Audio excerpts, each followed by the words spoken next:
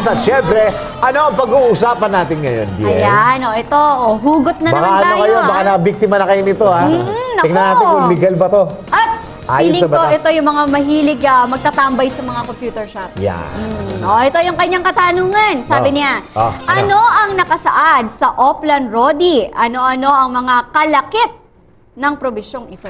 Tsaka ano siya, kasi pag Oplan Road, yung pinag-uusapan dito yung mga curfew. Curfew hours. So is it national? Oo. Kumbaga lahat ba?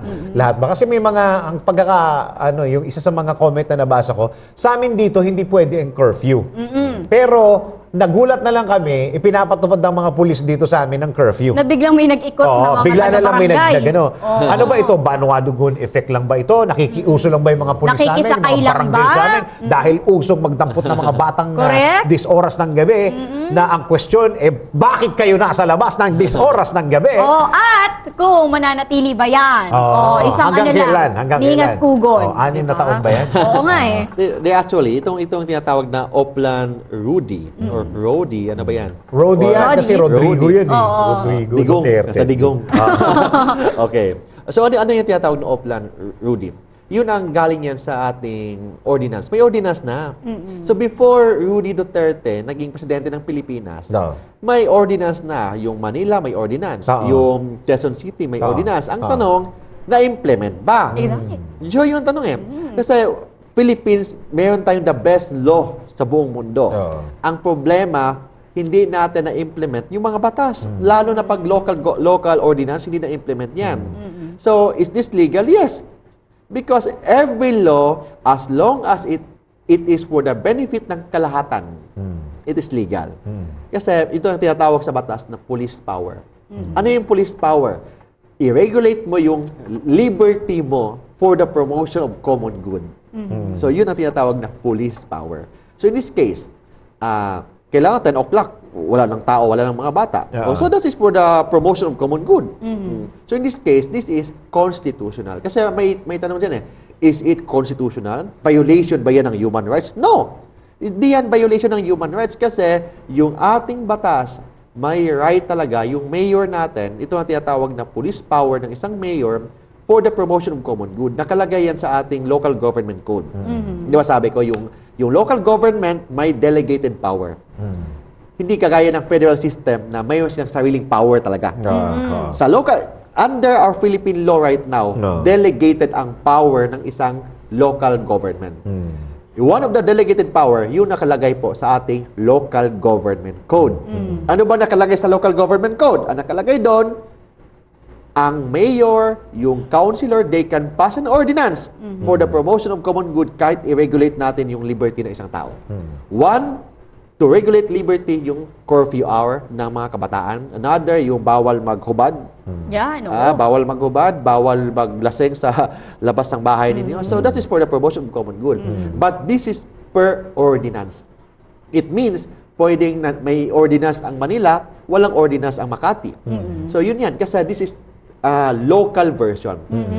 I don't know, maybe in the near future, if President Duterte maging presidente na, kung may national law ba yan. As of now, walang national law ganon. Kung hindi, local law lang itong tinatawag na Oplan. So tama yung sinasabi ko kanina na kung wala naman siyang batas or kasi kahit Hindi local nila yan, it's still a law. Yes, it's a law. Kung walang batas sa amin yan, dito sa local namin, wala kang karapatang implement ang isang batas na wala naman talaga. For example, so yun ang gagawin ninyo ha. For example, mga kabataan, hulihin kayo. Demand copy of the ordinance. Ay, nako! So, may ordinance ba? For example, Paano yun? Kung wala ka naman, minor de edad ka, wala ka sa legal age, can you demand? That's why, for example, yung parents, mga ganon. So, magtanong kayo, may ordinance bang ganon?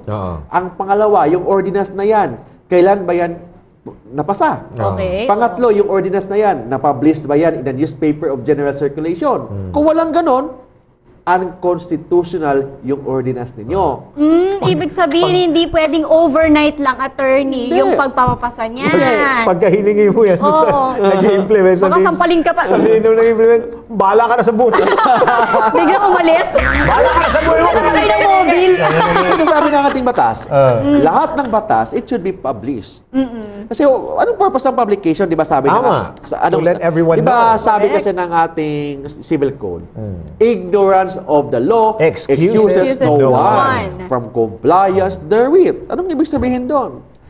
For example, pag yung batas na publish na sa newspaper, wala ka ng excuse na sabihin, hindi ko nabasa yun. Oo. Kasi if na-publish na sa newspaper, kahit yung newspaper na walang nagbabasa, publication pa rin yun. Okay. It is presumed na nabasa mo. Kung hindi mo binasa, problema mo yan. Correct. Ganun yan. Correct. So, hindi excuse na hindi mo nabasa yung batas as long as na-publish. That's why, tanungin mo yung mga pulis na nag-implement ng batas, na-publish ba yung ordinance na yan? Dumaan ba yan sa third reading? Sa guniang Parang paglusod? marami yata magkakaproblema ngayon dito. Sabi nung siguro ng pulis, ha? Sama? Meron nga ba? Uy, barangay tanod, meron ba talaga dahil niya? Ordinansa niya? Na-publish ba yan? Oo. Pakibigay yan sa akin. Dumaan ba yan sa first reading, second reading, third reading? At dumaan sa first reading, ano ang mga komento dyan? Sa second Ay, reading, ano ang mga komento? Pumayag ba silang lahat dyan? Nung sa third reading, malapit nang ma-approve yung Ma-approve. local law na yan. Ano ang sinabi? Sabi ng pulis, ha? Siya mismo ignorant dun sa law no? Pero pag hindi nasagot yun, attorney, It means kasi ang batas kasi, there's a presumption of constitutionality. So ikaw yung nag-question ng batas, kailangan ikaw yung mag-prove na unconstitutional ang batas. Kailangan alam mo so rin. hawak mo rin. Hawak mo rin. Wala Dapat kang yan. copy, ako meron. Ganon. Dapat pala nasa wallet mo yun. Kasi there's a presumption that lahat ng batas are constitutional. So, It kung means- hindi nakasagot yung police attorney, paano? Hawak mo yung papel. Nahawak mo, nandito, may kodigo ka, nandito ka. First reading, second reading, third reading. Pero paano kung wala? Wala ka ring dala. Yung sinasabi ko ngayon, yun ang batas natin ngayon. We do not know, maybe 1 month from now, second month from now, baka may national law na. Lalo na pag nakaupo na Oh siya. yes, baka may national law na bawal na yung ganyan, bawal ng ganyan. So we do not know. And hindi violation yan ng ating saligang batas. Because wala namang na-violate na batas na, for example, curfew sa mga kabataan. That is for the promotion of common good. Di ba? So it means, yung lahat ng kabataan, bawal nang mag-gimik-gimik dyan. Ano tawag doon? Bawal mag-date alas 10 ng gabi. Kung mag-date kayo, umaga, para in-check. Para maliwanag. Marami nakikita. Yung mga Chinese, Oo nga, ganyan nga attorney. kung Totoo yan. maniligaw yan, 12 noon. Oo, bakit ka ba? Umaga. I have one question lang regarding dito sa mga sa curfew na to. Okay, pagka yung mga pulis, mga barangay officials, kahit sino pa, otoridad, pag kinulong mo ang isang minor de edad, yan ay against the law. Of course. Hindi man dapat ikulong yan. Dapat walang kulong. Kasi bawal ikulong ang mga kabataan. Okay. So, dapat alam natin yan, ha? Dalhin mo yung mga kabataan doon Correct. sa police station, tawagan mo yung magulang. Wait, Sundo mo. Attorney, linawin natin, ano yung kabataan o anong age Below yung kabataan 18. sinasabi? Below 18. Basta below 18, bata ka pa. So bawal ka paano pa attorney kung- magka-girlfriend, magka-boyfriend. Paano, attorney, paano kung bukas, magiging 18 siya bukas? Hindi, yung Ay. yung age Tinanong ko of... talaga. Hindi kakanta sila, happy birthday. Ang sabi ng batas, kailangan 18 ka na on the day of the commission of the crime. Hindi. kailangan Means 18 kung ka na. 17 ka pa, Bukas ka pa mag-18. mag-18, you are still a child. Wow, sir. Kasi overnight kulong yun, di ba? Oo, correct. Overnight. Kung magiging 18 ka on the 12:01, Sa illegal kulong na yun. Basta doon ka Kasi na ang- huli. Basta doon ka na huli. Hindi kasi sa paghuli. Okay. On the day of the commission of the crime. Commission of Kailangan crime. on the day of the commission, 18 ka na. Kasi kung for the day of the commission, you are still 6, 17. Commission. Commission, it means, kailangan kailan mo- 18 ka na nung ginagawa Nung nagawa mo mo na yung yung crime. krimen. Saka hindi kinukulong ang mga bata. Bawal. Sa kulungan. Hindi pwede ikukulong. Kailangan tawagin ang Magulang. magulang. Tapos, or pag guardian. tawag ng magulang, Sunduin lang. Hindi Yun na pwede yun. ikulong ang magulang, attorney. Ano? Hindi Iba may mo- ordinance. Iba, Oo, hindi iba kasi- nakaapak pati magulang. Oo, at ang mga magulang dapat ikulong, sabi. Hindi. Sabi ng mga ordinance, bawal hulihin ang mga kabataan kahit na more than 10 o'clock na, kahit 11 o'clock, 12, basta kasama yung magulang. Okay, pagkasama. Pero pag hindi, Kung hindi kasama, pwede mo hulihin yan. Pero dalhin lang sa police station, tawagin yung mga magulang. Hindi po pwede na ikulong doon kasama yung mga accused doon sa kulungan. Hindi pwede kulong. Hindi pwede kulong. Dapat malinaw sa atin yan. O, yung mga nagpapatupad ng curfew. Teka muna, attorney. Yung tanong ko kanina, pag wala naman talagang local law pagdating sa curfew at hinuli ka, it's because of the curfew, pwede mo silang kasuhan? Pwedeng kasuhan. Kasi wala first, silang- walang legal basis Ayan. ang police na, na mag-file ng kaso. Kailangan yung police may legal basis. Oo. Basta katandaan ninyo, si President Duterte, hindi pa siya nakaupo. Oo. Kumbaga, suggested June lang yung sa 3rd, kanya. Yes, yes. July 1. Pinatutupad ng mga pulis at saka mga barangay officials, hindi pa niya inutusan ito. Parang initiative nga daw nila. Yun nga ang ano nila Pang-welcome sinasabi nila. nila. Oo. Initiative ng kanilang barangay. Oh, yes, Oo. yes. Saka talaga Bayan. importante talaga dito sa Pilipinas, political will. Yes. Oh, yes, kailangan may political Pag will. nakita mo, Kasi nakita first, talaga. Quezon City, yung batas na yan, 1990s pa yun eh. Oo. May iba nga, 1960s pa, may batas Meron na yun na. eh. Oo. Pero hindi pa na-implement. Oo. Bakit ngayon lang? Correct. Exactly. Bakit ngayon lang? At saka, ang tanong, ay hindi pala tanong, komento, pwede naman pala. Oh, yes. Pwede naman pala. Bakit ngayon lang? Oo. Susunod I have a... Kailangan ba na Duterte talaga ang maging Oo. presidente? May- Kailangan may- ba talagang Bisaya maging presidente? Para masunod Talaga yan. dinidiin ni Atty. Dinidiin talaga ni Atty. Kailangan ba maging Bisaya ang presidente? Para sundin ninyo? Ay, mga sinaulo pala kayo eh. Iba tuloy may nagiging question lang ako. connotation. Medyo papaikutin ko lang ng konti, Atty. For example, ang isang local government, LGU, sabihin natin si Mayor, itong government niya, sa Pilipinas, bawal pumatay. Yes, bawal. Okay? Bawal pumatay. Yes. Not unless addict yan. Yeah, yes. Basta bawal pumatay. Okay. Yes, Pag hindi in-implement ng mayor at may pumatay at hindi niya in-implement, ano ang sagutin ni mayor? Hindi na-implement yung Yung bawal pumatay, may pumatay, hindi Yeah. hinuli, hindi kinulong. In that case, yung police, may civil liability, Okay. may administrative liability. Ang police. Okay. Pati yung mayor? Ang mayor, wala. Yung police, kasi yun ang nakalagay sa saligang batas. Okay. Sa ating batas, na ang police, pag may pinatay, then walang ginagawa, can be administratively liable, can be civilly liable. Okay, okay. Then, pag wala talagang ginagawa, pwede pang maging criminally liable. Oo. Si Kasi- mayor walang sagutin? Actually, ang mayor, iba yung liability niya, hindi ganun. Oo. Sa the mere fact, kung wala siya ginagawa, pwede siya maging liable. Okay. Pero kung may ginagawa siya, kulang lang, pwedeng administrative liability, konti lang. Oo. But talaga, ang police talaga ang may liability na. Okay. Kasi dito ako nanggagaling, attorney. Yung local law na curfew hour, it's been there. Yes, yes. At hindi na i-implement. Correct. Ibig sabihin, not implement, is it this way? Neglect Not ba yan? implementing the law, is it against the law? Not implementing the law? Not implementing the law, actually, sabi ng batas, you can be criminally liable for failure to act sa obligasyon mo. Okay, okay. So in this case, Pwede It na. is. but ang Pwede problema, yung batas na yan, 1960s pa. Hindi Oo, pa naman exactly. yung mayor, si mayor, bagong mayor pa yun eh. Oo. So yan. Oo. So paano ma-implement Pe- ngayon? yung mga pulis, kunyari sa Quezon City, sinabi mo rin, attorney, na 1960s may curfew na yan. I'm not sure kung 1960s, basta may batas na. Oh, sabihin na Matagal natin na. year 2000. Oh, yes. Year 2000 may curfew. Hindi ini-implement. Oo. At hindi naman siya naalis from the... Oo. Evidence yun na yung mayor na yan negligent. Ayun, yun nga. Evidence na yung mayor na yan, Oy, walang mistake! political will.